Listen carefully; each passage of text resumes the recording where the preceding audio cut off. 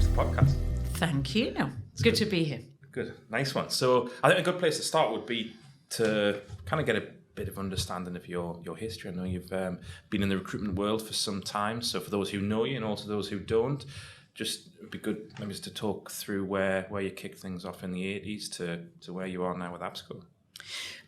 So graduated in the early 80s. My first job actually was selling ad space on Computing magazine, recruitment ad space. I did that for a year before being headhunted into a recruitment company in the IT market, so one of the clients, and loved recruitment. I mean, it was an accidental thing, obviously, because it generally is. Loved it. From there, worked in a couple of other recruitment companies, went to the dark side, HR manager at a couple of different software companies, got involved in training, created a training company called Learning Curve, which after a number of years sold to APSCo or Delphi Group that was acquired by APSCo, became UK sales director of computer people, and then created APSCo in 1999. So this is our 25th year. 25 years. Yeah, it is. Big ticket.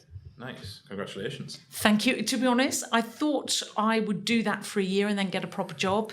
But we've just been too busy to find a proper job and created some interesting stuff for the recruitment market. Nice. You got, 1,100 members now? Yeah, it's just over 1,100 members in the UK, remember, Neil, because, of course, as you are in Australia, we're in Singapore, we're in Germany. We have APSCo Outsource in the UK, which is for the RPO MSP companies, and Outsource Europe, actually, which is based in Berlin. Okay. So what was recruitment like back in the 80s? I mean, I was born in the 80s, so I still remember it, but what was the actual, the recruitment world like back then? You're probably only just born. Well, I suppose recruitment realistically was pretty similar to what it is now. There were some obvious differences. So when I first started, we didn't have a CRM. It wasn't even a database then. We had a box of cards. And the first database product that we got was called Card Box, just to not spook anybody, frankly. And the rest of it was not dissimilar enough to make me feel that we've really transformed in all of those years, actually. So it was pretty similar. Placement fees were similar. Contract margins. The contract market was new, and part of what our job was to sell to a potential customer the concept of taking on contractors. So it was a conceptual sell rather than use my company rather than somebody else's company. But apart from that, it was shockingly similar. Obviously, much less competition. Obviously, an open market, a different sell. I would say that we weren't quite as candidate short.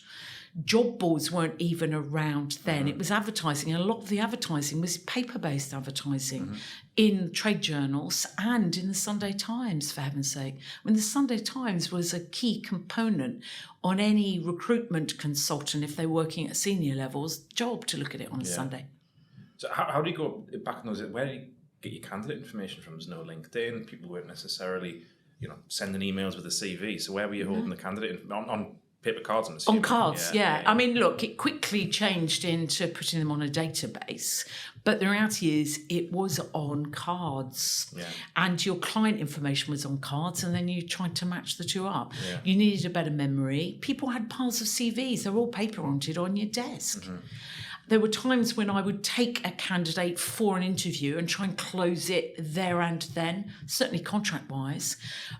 Even making sure that your contractor had a decent suit on was part of the deal, taking them for an interview. I mean, it's craziness now. It feels crazy now, but you could close things there and then. Okay. And then moving into the 90s? Then, of course, things became quite, computerized. Yeah. I wouldn't, go into, obviously, there's no artificial intelligence or whatever, and matching wasn't particularly good. It was all Boolean searching, keyword searching.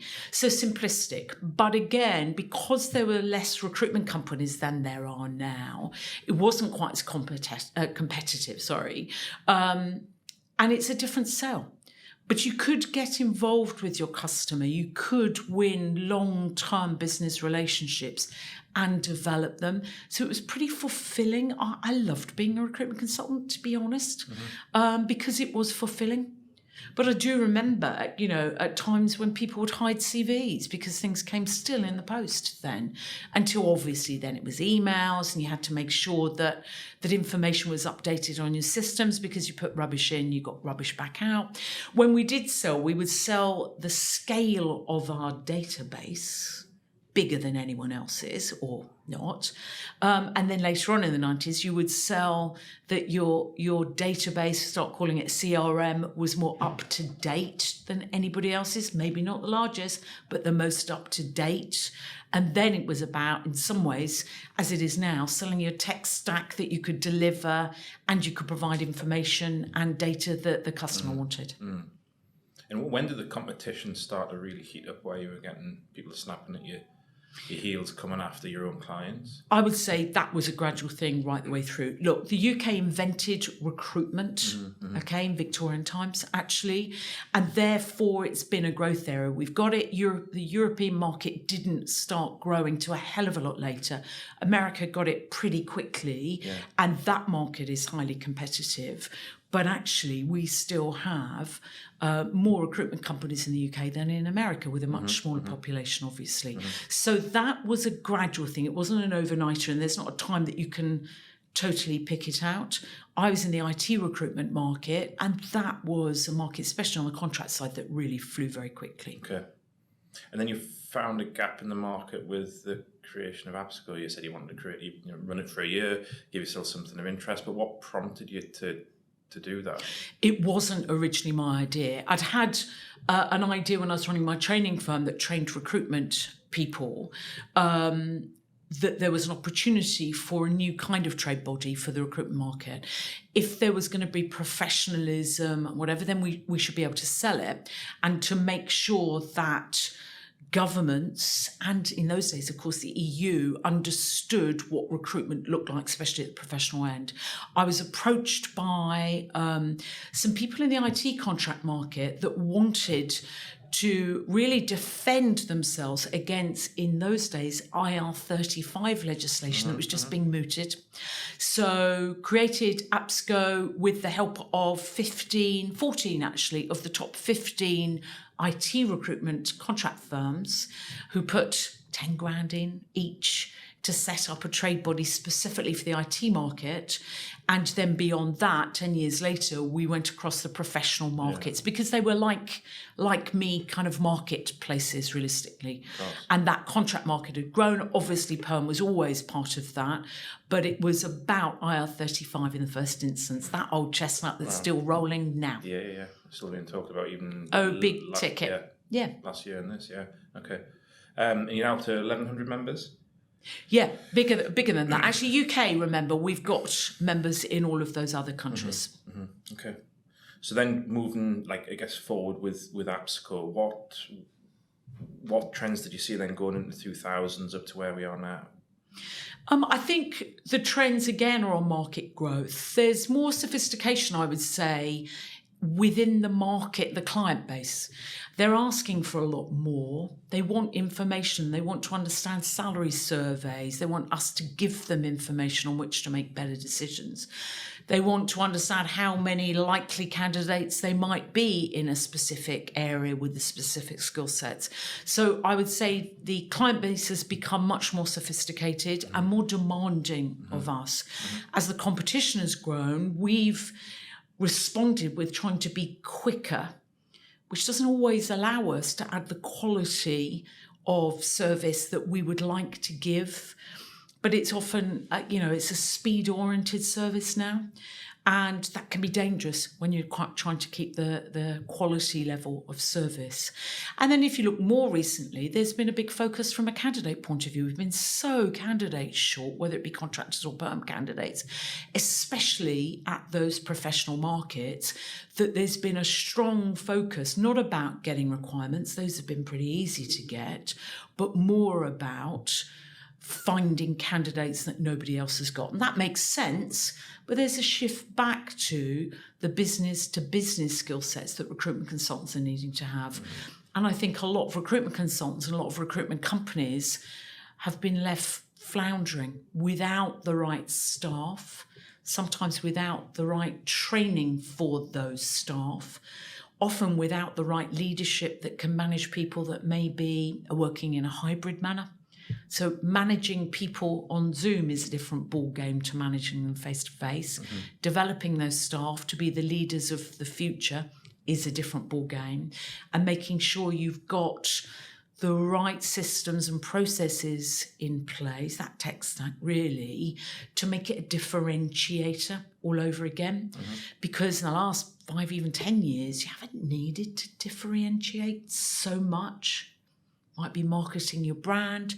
It's about creating some difference between you and your competitors. So there's been quite a big change.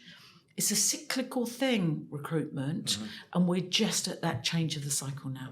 And where do you think agencies can differentiate themselves? If you had to pick a select few points for them to, not bite off too much to get on with, but to focus on, to be different from the competition, where are the ones who are doing a good job?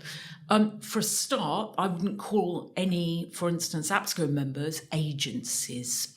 And I think you need to get the terminology as a recruitment company absolutely right. If you pitch yourself as an agency, you're going to get paid agency margins, which are 10%. You're going to get paid agency margins, recruit agency staff, when actually, if you're a recruitment firm or a recruitment consultancy or a staffing organisation, or whatever else that may be, you're looking for different people. I think the differentiators are about the level and quality of people that you've got and the training you give them to keep them and develop them. I think it's about marketing, because we didn't need to market our brands for quite a long period of time, and I think nowadays you do. And often developing staff and marketing budgets are the ones that get cut really quickly, and those are the ones I think you can't afford to cut these days. I do think getting the right technical stack is important, because again, that sophisticated client base want to have a whole load of data and information and analysis of that data to make sure they're looking for the right people in the right place with the right skill sets, and hire them in the right way and keep them a long time and measure their success within their businesses. And we're part of that, and we should be and we can be. So making sure that we can look at what's out there. I do think clients want us to utilise artificial intelligence to give them the information and to show that elements of the job can be done quickly and efficiently. I think the other thing that we need to do as businesses in the recruitment market is make sure that we are efficient the way that we run our businesses, and that we have high productivity levels. Do you know 70% of all requirements in the recruitment market are never filled by recruitment companies?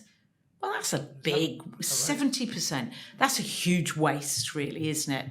So if we could be more efficient and more productive with the requirements that we've got already, and even place 10% of that 70%, if we could place those people, we would up the ante in a huge way of making sure that our recruitment companies are great at what we do.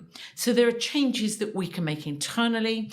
There are changes that we can make externally with the view of the business from that marketing point of view, that makes us stand tall in a recruitment market. I would say that has some tall companies, has some medium-sized companies, and some shorter ones that need to step up to the plate. Okay. And where's a good place for people to start? So you're saying developing market and technology, the three things that people need to be focusing on. But for some consultancies, they may struggle, say, with the marketing. They don't know where to start. So where do they look at to address that? I think the big thing is work out who you are. And one of those ways is to step back and look at why you opened a recruitment company in the first place. Yeah. What was the problem you were trying to solve? And look, it's easy to assume that people that set up their own recruitment company, because they're obviously entrepreneurs, are doing it to make loads of money. And actually, in my experience, most of the people that set up a recruitment company are doing it because they think they can do it better than the firms they've worked for in the market. Or sometimes in the firms that they've met when they were an end user client, maybe they were an HR director and they dealt with recruitment firms and they think they can do a better job. So if you step back, think, who are you? What are you trying to achieve? That would dictate who the people are that you want to recruit from the word go. Because let me tell you, if you recruit your number one employee and it's the wrong type of person, you've turned a left when you should have turned a right, you're going to get it wrong from there on. Yeah. Okay. So start really early, recruiting the right people that get what you're trying to achieve.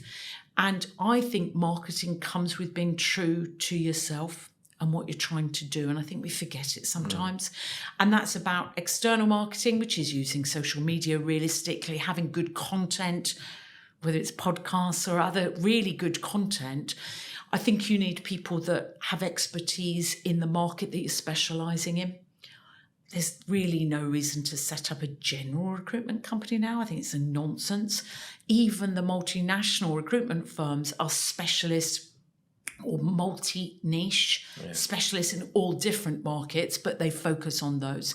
So I think you need to understand your market, train the people you recruit to understand that market and add some real value in that market and show that in everything that you do. I think if you try and market something that isn't the reality, you get found out really quickly in a very open marketplace now where it's hard to hide things, rightly so. So be who you are, be proud of who you are, show what that means to end user customers and candidates as why they should come to you. Make sure that you're good enough in your service to get recommendations. That's the best marketing you could possibly do. Yeah. That every touch point is fantastic, whether it be for candidates that recommend you or for end user clients that want to give you a try. Then build those relationships beyond that. And then it's hard work. It's about building relationships, not about account management. It's about account development to make sure there's always a flow of requirements in a market where you can get the candidate base and try and make sure that you have well-qualified requirements that get worked on properly by consultants. That means you're not having 70% wastage.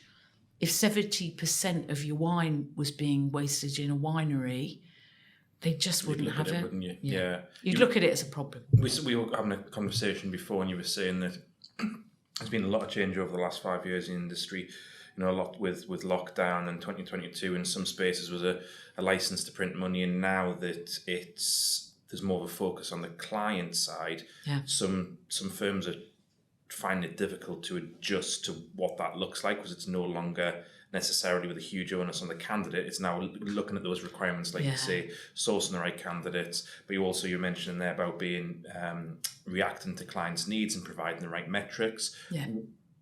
How do firms adapt around what that changed since 22, where they should be focusing more on the managing the clients rather than solely just focusing on candidates? Yeah, it's not a pivot. I mean, you were avoiding that term appropriately, I think, and we've been using that a lot in the past few years.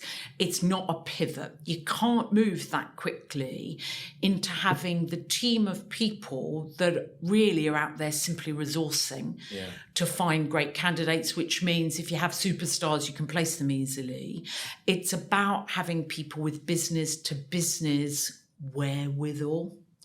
I think that's in having good quality people, and a lot of people that were recruited toward the end of 2022 as a warm bum on a seat in a recruitment company have not made the grade through 23 and have gone already. So I think it's about having the right people. I think it's about changing sometimes your focus on what right looks like and what you need to pay for right person and what the future for right person is going to be and what you need to offer them. Okay. And then it's about developing people with the right skill set. And you can't do that automatically. It's then about giving people the right tools to do that job properly. So it's not a quick change. You can get rid of people easily, but you can't find amazingly good, smart, able, quick, good communicators, inquiring minds. And it'd be great if you can get people with some experience of the market sector you're in. That doesn't always work. I think there's going to be more hiring of people from those backgrounds, though, actually. Mm-hmm. And although I think sales is hugely important, and, I started off as a salesperson, and I still count myself as somebody who loves persuasive communication, the reality is it's not a bits and bob kind of sell. It's not close that deal instantly. It's about creating relationships so that you can have a real consultative sale. It's about building credibility. You can only do that from showing your knowledge and your expertise. Building credibility and utilising that for an end user client and candidates actually to trust your advice. And they don't give you many opportunities to fail on that. Mm-hmm. And so consequently, it's a different calibre of people. It's not a pivot. It's something that needs to be part of what's going on. Okay. And you find that most of your members are looking to develop the existing staff that've got those warm bums on the seats to keep them and retain them, or are they getting rid of them to then look for new candidates with perhaps that experience? Because surely a lot of those new hires back in latter part of 2022 will be receptive to developing and not pivoting, but just morphing into what needs to be now with the focus on the client. But if they're not given the opportunity to be developed or receiving the development, then it's a bit of a catch-22 for some of those folks. Isn't it just? So I would say there's a mix. I mean, it's a complete mix. So there's a reality check. Some of the people that recruitment companies hired in 22 are not going to make the grade in front of clients. And in front of might be on Zoom calls, because again, I think we're needing to learn to sell in different channels than we've ever done.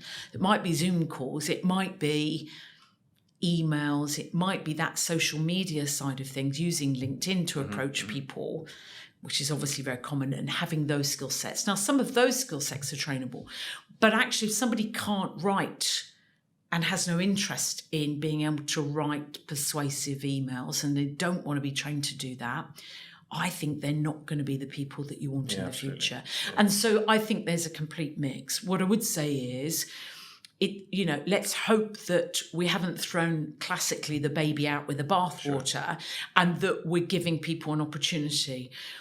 But the recruitment market has always been agile. It's just this change will have left some company with the wrong people. Whether they're prepared to give them the time to become the right people, and whether there's an opportunity for that, will depend on the situation any recruitment company is at the minute. And their attitude, actually. And also, if you think about it, you've got different types of people that we're looking for to bring into recruitment. And there are some younger people that, the Generation Z point, that would quite like to park their bicycles somewhere rather than being shown pictures of new cars that they can earn on a lease for a year. I mean, that was the thing it was. But there were always people that weren't interested. I remember someone trying to headhunt me out of my recruitment firm. And in the interview, they offered me the job and showed me a brochure of cars, and I could have any one. And I'm a central London girl. I'm just not interested in cars at all. As long as they were the right colour, which I think was dark grey or red in those days, I just didn't get it. Preferably had a German logo on. But the reality is I don't know anything about cars. And so they just didn't get me on the right thing. Yeah. And I think some recruitment companies are still caught in a bit of time warp, being run by the owner-manager, of thinking that what worked for them to be motivated still works for everybody now.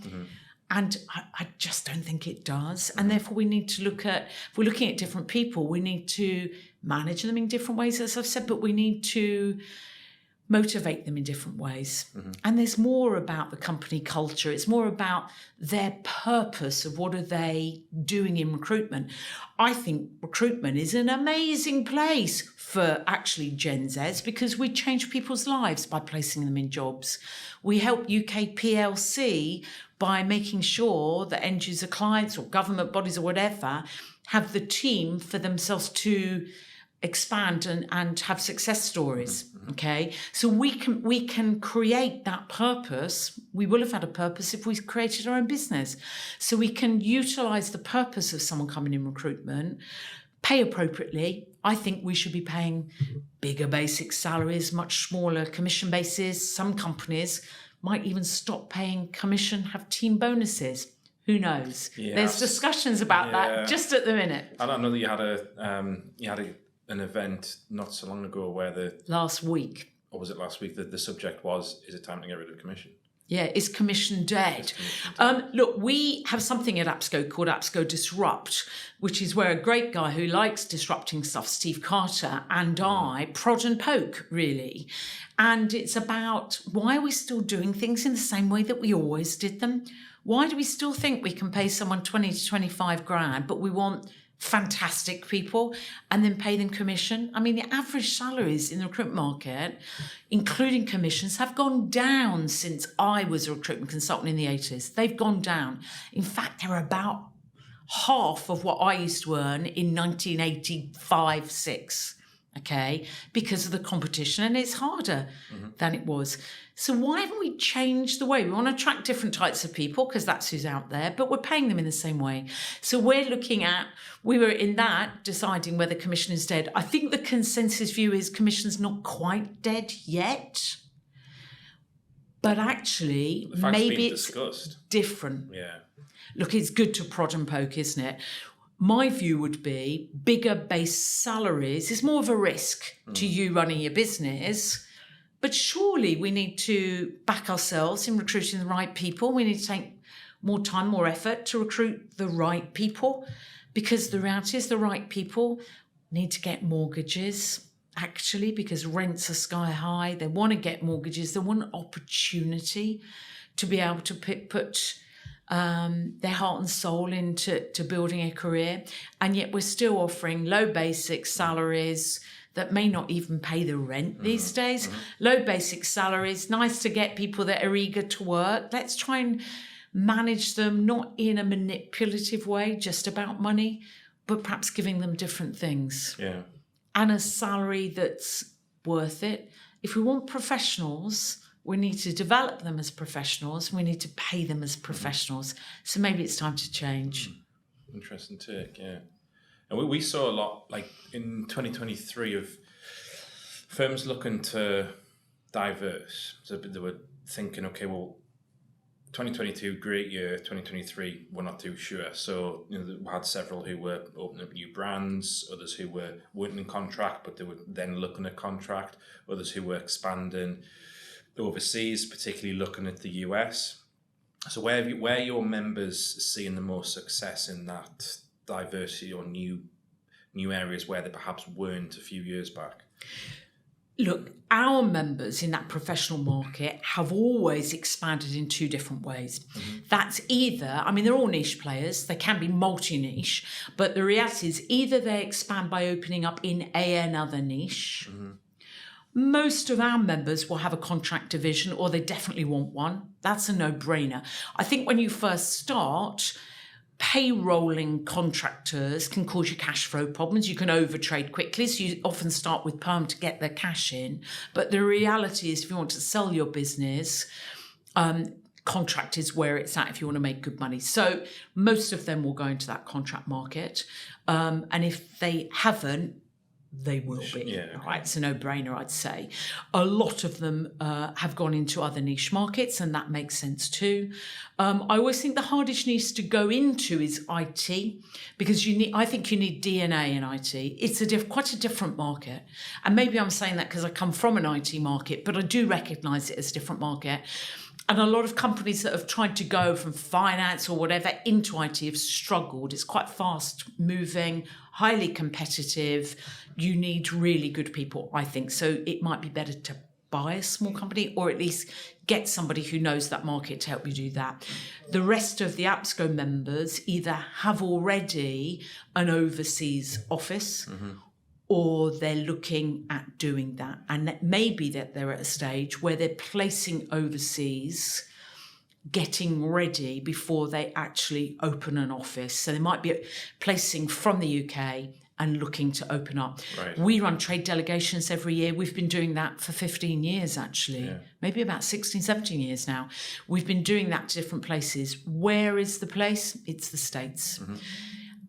Last year and this year, it's the only place that people are looking at. Okay. It really is. Have our members done well in the States?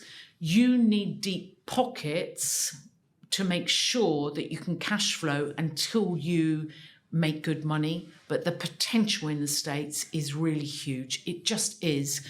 Other places that people have gone to and done very well is Germany, not so far away, no time difference, better language barrier. But people are kind of attracted to the States. And what I say to our members is just be careful. If you're going to open overseas, just make sure you're doing it for the right reasons. It's not an ego trip.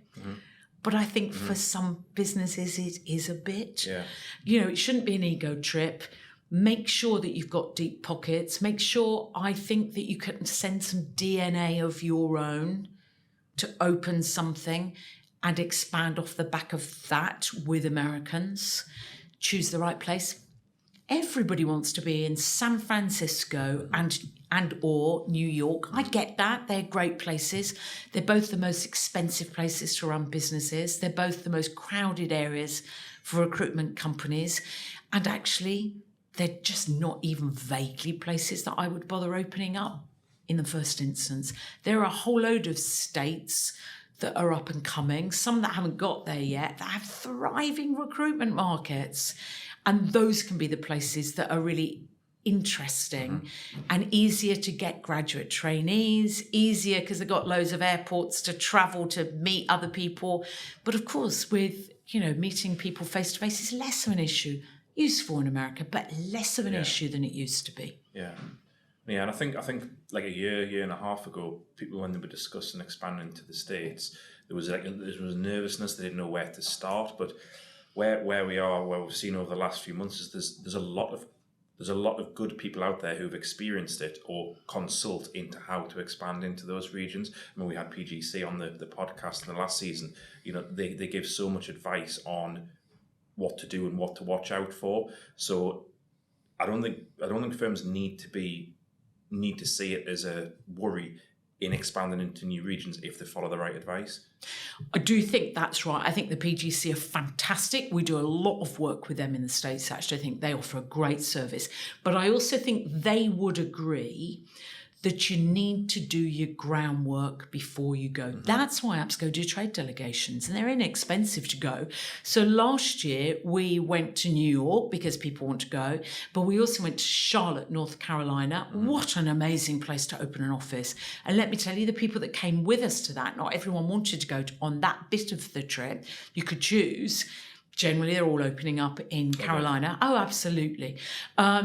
This year, later on in the year, I think September, we'll be going, actually not to New York this time, but we'll be going to probably Austin, which has for the last few years been an interesting place in Texas, and Tampa in Florida, both of which are really growth areas. But what I would say is, I'd reiterate, have deep pockets. Don't expect to be making loads of money straight away. And you also have to remember that America is a place with 50 states, each of which has legislation. Some are licensed, others aren't, of taxation legislation, as well as how you set up your business appropriately. Boy, oh boy, do you need to know your stuff, because America is a litigious kind of place. You will get sued if you screw it up. So the reality is, really take advice. Make sure that you've got enough to cash flow yourself through a long growth area. And if it were me, I would start by doing some placements from here to check your market. or follow a client that gives you some guaranteed requirements. Make sure you can send your own DNA. It makes such a big difference to it land and expand off the back of business that you're doing already. Look, I would say, wouldn't I, go on an APSCo trade delegation to make sure you've got everything to hand. I mean, when they're two different venues, they're a week-long trade delegation, 5 days, to make sure you've got everything to make the decision on where, when, and how. Okay. And when you're going to make a profit, to do that budget forecast. Because people think, that those, a bit like London, that the paving stones are made of gold, and actually it's not quite that. No, the reality is quite different, isn't it? It's tough, and the time difference is tough, actually. But when you succeed in America, I mean, that's pretty thrilling. We've had so many APSCo members that are doing brilliantly in the States. Actually, in our member meeting in Manchester just last week, I had somebody who came on that trade delegation last year and is now making good money from the States. Good for them. It's lovely. It's nice to hear it. That's, that's absolutely. what we want to hear, Yeah. And you said at some point last year, I think we were at a lunch, you said that the recruitment agency is almost a barometer for the economy and what's happening in the political world. Yeah. What do you think's on the horizon for 24? Well, if we look at the UK, so we are that bellwether, is what they call it, that things move up quickly in the recruitment market when confidence is high. That hasn't started yet. And remember, this is a weird year politically and therefore from an economic point of view, for all sorts of reasons, but one of which is we've got a general election. Sure. And so consequently, when there's a general election year, especially if there's predicted a change of government, then confidence is twitchy with end user clients because they don't know. And so consequently, if I were guessing the election would be in November, what do I know? I'm sure Rishi Sunak doesn't even know it really at the minute. He'll make a decision a bit later on, but probably in November, let's say. And what we're seeing is the market is picking up, but it's not jumping back to that period in 2022 where it was so easy and we all hoped it was going to go on forever. Some people hoped it wasn't going to go on quite forever because they were a bit tired in that year. But the reality is last year was more of a normal kind of market. In comparison to 2022, it looked like a rubbish market. This year's getting better. I mean, it's, just the beginning of February, so it's still early days. I would say there's cautious optimism. That's given us time to build the skill sets in recruitment companies that can deliver. But we need to be aware that with a potential change of government that's being mooted, end user clients and us, therefore, are going to be twitchy about making big changes. Okay. People are worried about corporation tax. People are worried, although I understand the Labour Keir Starmer has put something out recently to say it won't be above 25%. But the reality is, with those kind of things, people get twitchy. The economy is, undecided. We're worried about any other wars looming, as well as natural disasters and Lord knows what else. So the global economy is going through a twitchy is the word I'm using on a regular basis, I'm finding. And there's a reason for that, because there's so many things that can affect the economy, which affect confidence, which affect the recruitment market. Yeah, so we are a bellwether, We're picking up a bit. Good. Some markets better than others, and more quickly than others. So you were saying, Anne, about the where firms need to get it right in attracting the right staff, but also once they've got the employees in doing a good job to develop them and retain them. Where are your members doing a good job of that? We've got quite different needs with all the different generations that are coming through now.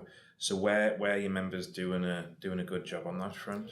Look, I think if you look at the really large recruitment companies, they will have departments that will look regularly and have the data internally about whether they're retaining the right people, whether they're attracting and retaining the right people. So some of the big companies have made some big changes already. And those changes are about looking at having long-term career paths that are outlined very specifically for recruitment consultants. A lot of those bigger companies spend a lot of money on training, whether that's about having development teams, talent development teams internally, or utilising external organisations for that kind of talent development. There's a lot of money being spent on training at the minute in recruitment. And, as I said, it might be internal training teams or using external companies. But we know from APSCo Talent Development, the spend is huge, actually, at this moment in time, and has been for the last couple of years, on taking people on a journey throughout their career within a company and looking at benefits packages. And again, as I said earlier on, one size doesn't fit all. No.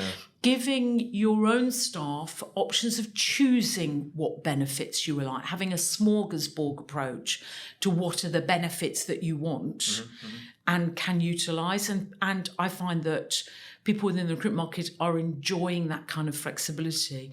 I think also that big company culture piece is important to show that your recruitment company is a good match to what the market looks like, to make sure that it's just not all one size fits all with regard to the type of staff you recruit for yourself and the advice you can give end user clients. So having an inclusive environment, making sure that looks and is inclusive, that you have a broad base of people, ages as well. It's not all about Generation Z. It's about recruiting the right people, whomsoever they are and what background they've come from, and making sure that your management of them can be specific to them, whether it's about packages, whether it's about their career and how you manage them as individuals. So there's some companies doing some really interesting things.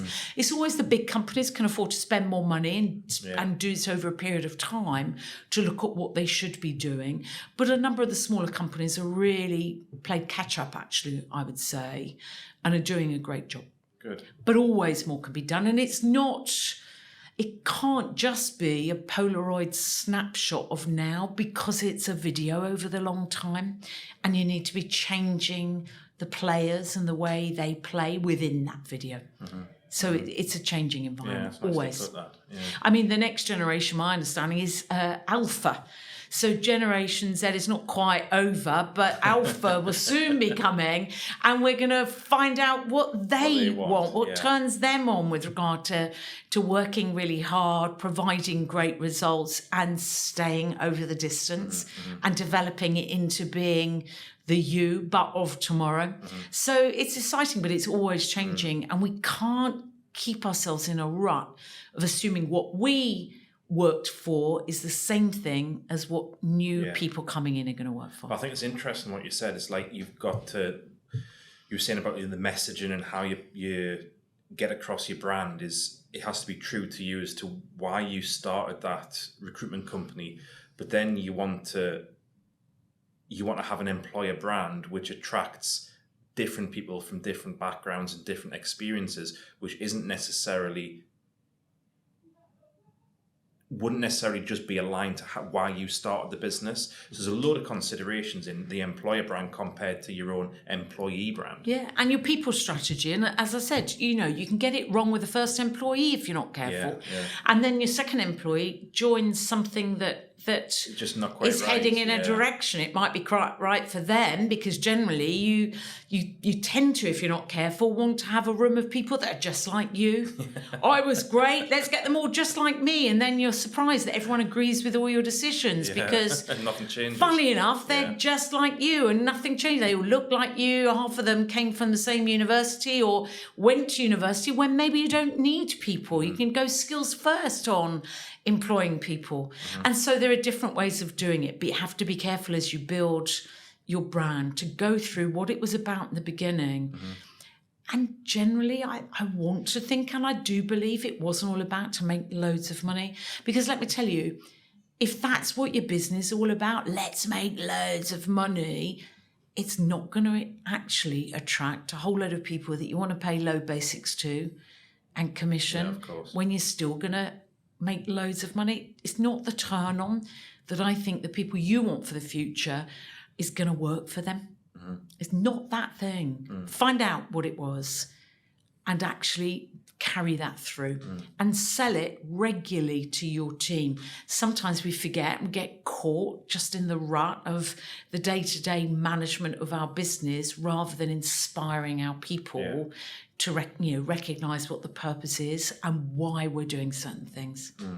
Most of us, it's about doing something better than anybody else. Yeah. And generally being better. I think it is a motivator. But you have to remember it in the first place. And I think sometimes just that sales targets, and being paid on hitting a sales target rather than perhaps adding some things in with client satisfaction or candidate recommendations or expanding a business into something more is a different ballgame and often more a turn on actually to the people that we really should be trying to recruit. Yeah. So what's on the agenda in the calendar for APSCo over the next year? I know you said that you've been doing, there was just shy of 150 events last year, and it's 140. I don't want to. Obviously, I'm a salesperson, but I'll try not to exaggerate too much. But 140 meetings last year. Some of those were webinars or Zoom-oriented meetings because our membership is based, all the way through the country, and it can be easy for them to get to. So anything that's knowledge-based, we tend to do on a Zoom call, anything or Teams, whatever, anything that is needing more discussion, we like to try and do face-to-face in different places in the country. Meetings are on the cards. I'd like to think not 140 this year, not because we can't be bothered to do them, but I think we should group them in slightly different ways. So we're looking in the second half of the year to be doing some face-to-face meetings, but look like conferences actually, and so that it's worth somebody coming to Birmingham or Manchester for a half a day with different meetings so that they can utilise that time, and it's worth coming face to face, or London, but not all London obviously. We have a conference, an artificial intelligence conference, which is a whole day. It's free of charge for APSCo members. That's going to be on a Zoom call where we'll have tracks that people can look at, compliance and risk analysis, and look separately, different people within their team coming to look at the sort of strategic planning and stuff like that. So that's pretty interesting. It's going to be opened by a speaker from Accenture, who are doing some really interesting things, and Microsoft is speaking. And I'm hoping LinkedIn are going to be speaking as well. Some big ticket, out of the box scenarios, as well as focusing more into the recruitment point of view. Trade delegation, I mentioned earlier on, that's going to be again to the States because that's where people want to go. The only place that people seem to want to go and have a look at. Everything else a little bit too early for this year, but the States is there. We've just opened this year already in January, APSCo Outsource in Europe, based in Germany in the first instance, and we'll expand that further afield. And Outsource and APSCo, so that RPO MSP market and the recruitment market are doing more joint things, and we'll see that as the year goes through to make sure that the relationship really works for both parties. Because let me tell you, as a recruitment person, those outsourced businesses have nothing without us in recruitment. And so it's good that the relationship's better, that it's not paid when paid clauses, that we're not making sure that people are suffering by working alongside, but that the relationship can be a great one of partnership. So that's an interesting piece. And we're looking at expansion further afield again this year, and the likelihood is that will be somewhere else within Asia, Southeast Asia. We're in Singapore, and we have been for a number of years, but we're looking further than Singapore as to where the next APSCo office will be. You're going to be busy then. We're always busy at APSCo. We're always busy. Obviously, expansion of the membership base.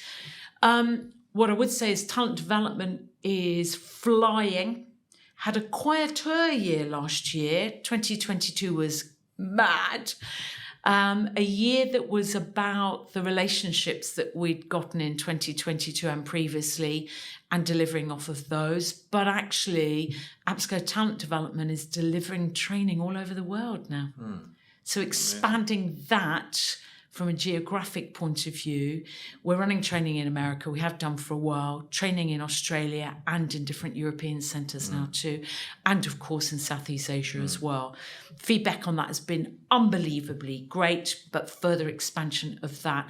Plus making sure we're there for the needs of our members that need more development for leaders, including at CEO level actually, for leadership development, and indeed for that business to business sales skills development that's different to what it used to be 5 years ago. It's a different sell. Yeah, so what started as a year-long project 25 years ago has come on some way, hasn't it? It has a bit, actually. I always found I was too busy to find a proper job, I remember telling people. That's probably just because it was fun. It's been great fun. Yeah. It's been great fun. There was a gap in a market for somebody who loves recruitment, by the way, who has a passion for the recruitment market because we change businesses and we change lives. Not many other jobs can do that. Yeah. And so consequently, there's so much more that we can be doing to service our members. And yeah, that's why I'm still here. Good. I think that's a perfect place to wrap up. It's been a pleasure having you on. Thank you very much. I hope you found it enjoyable, and I hope that the listeners take away a lot to learn from and help them run their own firms. So thank you, Anne. Thank you, Neil, for having me. Thank you. Pleasure.